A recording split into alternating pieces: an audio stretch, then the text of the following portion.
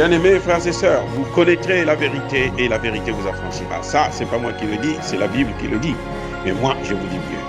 Vous connaîtrez la vérité historique, notamment celle de vos ancêtres kémites, et vous aurez une vision globale de ce que c'est que la vraie souveraineté politique. J'ajoute, vous reviendrez à la spiritualité africaine ancestrale et vous comprendrez les enjeux de l'indépendance économique. Et pour terminer, vous accepterez votre identité culturelle kémite et vous obtiendrez deux choses. La première, c'est la paix. La seconde, c'est le développement, à une condition. L'unité de toute l'Afrique noire, l'unité de tous les Noirs du monde entier. Otep à tous, bienvenue sur la chaîne des panafricanistes par essence, par conviction et par excellence. Celle des citoyens kémites par nécessité et obligation de combat. Nous sommes une chaîne qui n'est guidée que par nos ancêtres et rien que par les ancêtres qui appartiennent à l'égrégore du monde noir. Par conséquent, nous ne croyons en aucun Dieu venu de l'étranger. Toutefois, cette vidéo n'est aucunement destinée à inciter à la haine ou à la violence, car nous menons un combat qui est d'abord et avant tout spirituel, intellectuel et démocratique. Ensuite, il est politique, géopolitique et géostratégique. Contre l'impérialisme, le colonialisme, le néocolonialisme et l'endocolonat, qui sont tous, comme vous devrez le savoir, qualifiés de crimes contre l'humanité. Nous menons ce combat sur la base du principe fondamental que nous avons hérité de nos ancêtres kémites, qui est celui de la Mahat, c'est-à-dire solidarité, vérité et justice. Vous êtes donc en droit de connaître la vérité. Et nous avons l'obligation de vous dire la vérité, rien que la vérité, afin que justice soit rendue au continent africain. Et ça, c'est notre modeste contribution dans cette noble lutte en faveur de la souveraineté, la dignité, la solidarité et l'unité africaine. Et ça, c'est ce qu'on appelle le panafricanisme. Bien-aimés frères et sœurs, je vous ai dit tantôt que Emmanuel Macron est terminé, il est à genoux, son empire s'est fissuré, son empire est en train de s'ébranler. Je vous ai aussi dit tantôt dans une vieille vidéo que Emmanuel Macron est une chance pour l'Afrique parce que tout ce qu'il fait, nous donne des raisons, des bonnes raisons pour pouvoir se débarrasser d'un partenaire encombrant, qui est la France.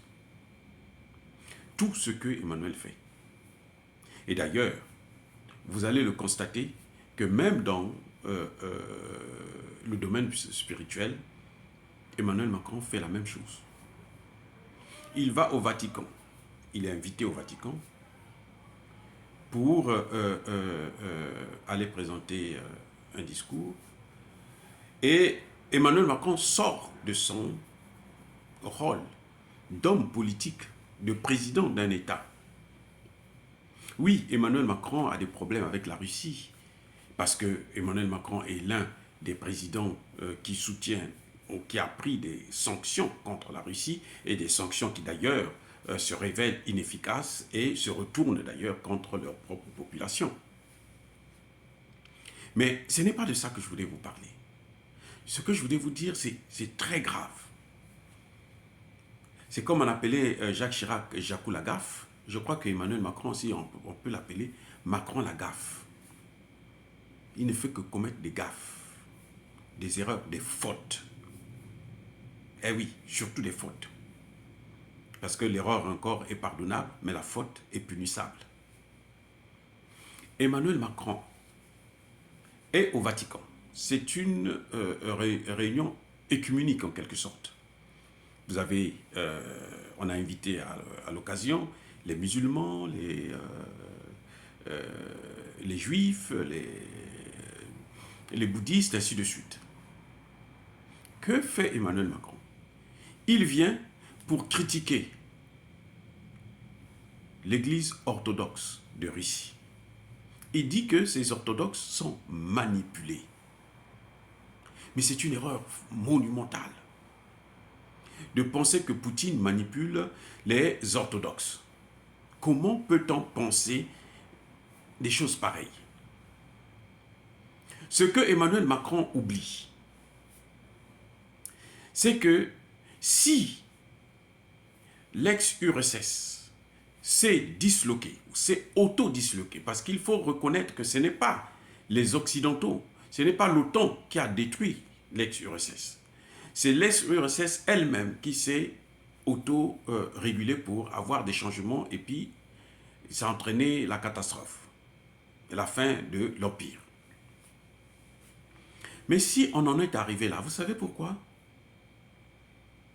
C'est parce que l'Église orthodoxe de Russie avait laissé faire. Eh oui, quand on dit que le pape Jean-Paul II est celui-là qui a fait tomber le mur de Berlin, c'est celui-là qui a accompagné Gorbatchev pour que Gorbatchev puisse se lancer dans cette aventure qui se révèle aujourd'hui quasiment inefficace, hein, improductive. Heureusement que la Russie est en train de reprendre un peu ses forces. Mais le pape Jean-Paul II ne pouvait pas le faire s'il n'avait pas eu l'aval du pape de l'Église orthodoxe de Russie, de l'ex-URSS. C'est parce que les chefs de cette Église avaient compris, avaient voulu aussi que ce soit ainsi. Et ils avaient d'ailleurs été bernés puisqu'on leur avait dit que si la Russie, l'ex-URSS disparaît, eh ben, le pacte de Varsovie étant caduc, donc l'OTAN aussi devait s'auto-dissoudre. Ou même s'il ne s'auto-dissout pas, eh ben, il ne devait pas s'élargir vers les pays de l'Est. Ce que malheureusement, les Américains et les Européens, les Français y compris, se sont précipités à faire. Donc le contraire de ce qu'ils avaient dit. Bref, je veux dire que quand Emmanuel Macron vient critiquer l'Église orthodoxe, il oublie que l'Église orthodoxe n'a pas une histoire aussi tragique, je dis bien tragique, que celle de l'Église catholique. Souvenez-vous que c'est un pape qui a donné l'ordre de pratiquer l'esclavage. Ce n'est pas un pape de l'Église orthodoxe, ce n'est pas les orthodoxes, puisque la Russie n'a jamais pratiqué l'esclavage, ni même la colonisation, vis-à-vis en tout cas des Noirs, des Africains. Vous voyez? Donc, c'est un pape qui a pris cette décision, mais c'est grave. C'est grave. C'est comme si Emmanuel Macron voulait opposer l'Église orthodoxe de Russie au reste des églises, c'est-à-dire les musulmans, les juifs, les catholiques et les autres. Et oui, c'est ça qu'il a voulu faire. C'est ça qu'il est en train de vouloir faire. Mais ça dit que c'est incroyable qu'un homme qui ne cesse de commettre des erreurs sur erreurs, tout ce qu'il fait, il tape toujours à côté. Eh oui, il tape à côté. Il veut créer un conflit entre les églises. Il veut faire croire que les catholiques, vous êtes bien. Les musulmans, vous êtes bien. Les juifs, vous êtes bien. Mais les orthodoxes, là, ils ne sont pas bons. Ils ne sont pas intelligents. On les manipule. Les orthodoxes n'ont jamais pratiqué l'esclavage. Les catholiques ont pratiqué l'esclavage. Les musulmans, puisque les Arabes sont ceux-là même qui avaient inventé l'esclavage. Donc, à quoi ça sert de créer un conflit religieux dans le monde? Une guerre religieuse dans le monde. Ça n'a aucun sens. C'est un crime contre l'humanité. C'est une haute trahison pour un chef de l'État d'un pays qui se dit laïque. Il ne peut pas parler des églises, les mettre en conflit. Eh bien, Emmanuel Macron l'a fait. Vous savez, c'est quoi ça? Ce sont les signes de la fin. C'est la fin d'un empire. C'est ça qui est en train de se produire. C'est la fin de l'Empire. Eh oui. Parce que tu ne peux pas venir critiquer ceux qui n'ont jamais fait du mal à l'humanité comme les autres, hein, comme les catholiques par exemple, où un pape a pris la décision de... heureusement, par exemple, les musulmans, ce n'est pas le prophète Mohammed qui a pris la décision de pratiquer l'esclavage. Non, ce n'est pas lui. Dans le Coran, ça n'existe pas. Mais dans la Bible, par contre, ça existe. Et c'est un pape qui a dit, il faut maintenant mettre ça en pratique. Et ça, vous savez c'est quoi? C'est la civilisation romaine. Celle des Européens. De l'Ouest, plutôt de l'Ouest. Des Occidentaux. C'est ce qu'ils revendiquent tout le temps. Nous sommes. Eh oui. Ça ne peut pas continuer comme ça. Cet empire-là, il faut que ce train-là s'arrête pour que le monde puisse avoir la paix.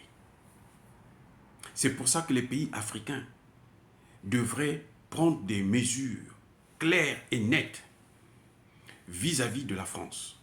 On ne peut pas coopérer avec des gens qui nous apportent que la guerre, qui nous apportent que la déstabilisation, qui nous apportent que les conflits, qui nous apportent que les larmes.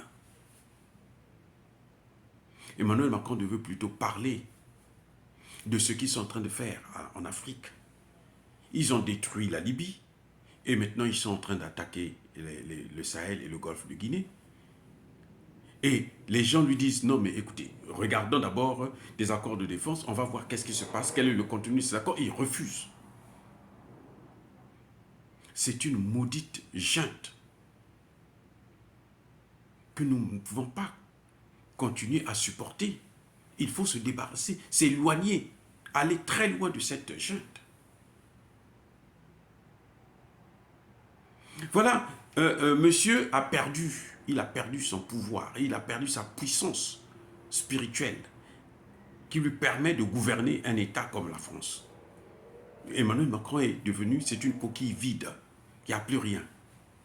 J'ai dit, c'est une coquille vide. Quand vous voyez un tel langage, un tel comportement, développer de telles théories, de diviser les religions maintenant, ça n'a aucun sens. Au lieu de prendre ces militaires qu'il a envoyés en Afrique, hein, l'armée française est devenue une armée d'expédition dans les pays africains, au lieu de prendre ces militaires-là, il n'a qu'à les amener en Ukraine, faire la guerre. Et laisser le pape prier. Le pape a reconnu, c'est parce que son discours n'a pas été relayé dans la presse occidentale, ces médias mensonges, les médias de manipulation. Le pape a dit que non, mais il y a un problème puisque la Russie doit avoir sa sécurité. Il faut préserver sa sécurité et que bon, il faut que les pays occidentaux puissent négocier avec la Russie pour voir dans quelle mesure l'Ukraine ne peut pas être aussi un lieu, un danger pour la Russie. C'est aussi évident, puisque les États-Unis l'ont fait dans les années 60 avec Cuba, lorsque l'URSS avait placé des missiles à Cuba. Le président Kennedy avait dit, si on n'enlève pas ça, mais on va aller vers la guerre. Et l'URSS, les leaders de l'époque avaient compris que non, oui, ils avaient raison. Et c'est ce que Poutine demande. Maintenant, ils refusent. Ils mettent en danger le monde entier. Et M. Macron trouve que la meilleure des choses, c'est aller monter la tête aux autres religions contre les orthodoxes russes. Ça n'a aucun sens. C'est du jamais vu. C'est du jamais vu. Dire cela, c'est inciter à la haine ou à la violence. Non. C'est plutôt Macron qui incite à la haine et à la violence.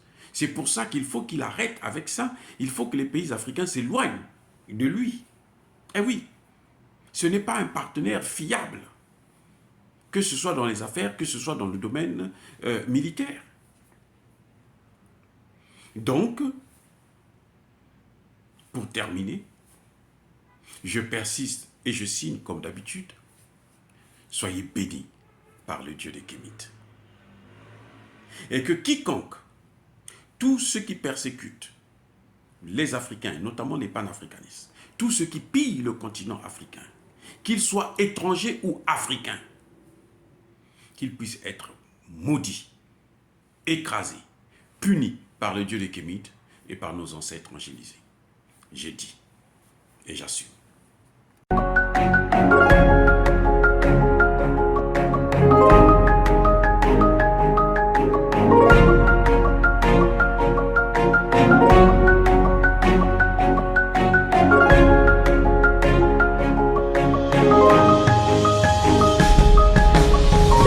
Eux, ils marchent par la foi et non par la vue.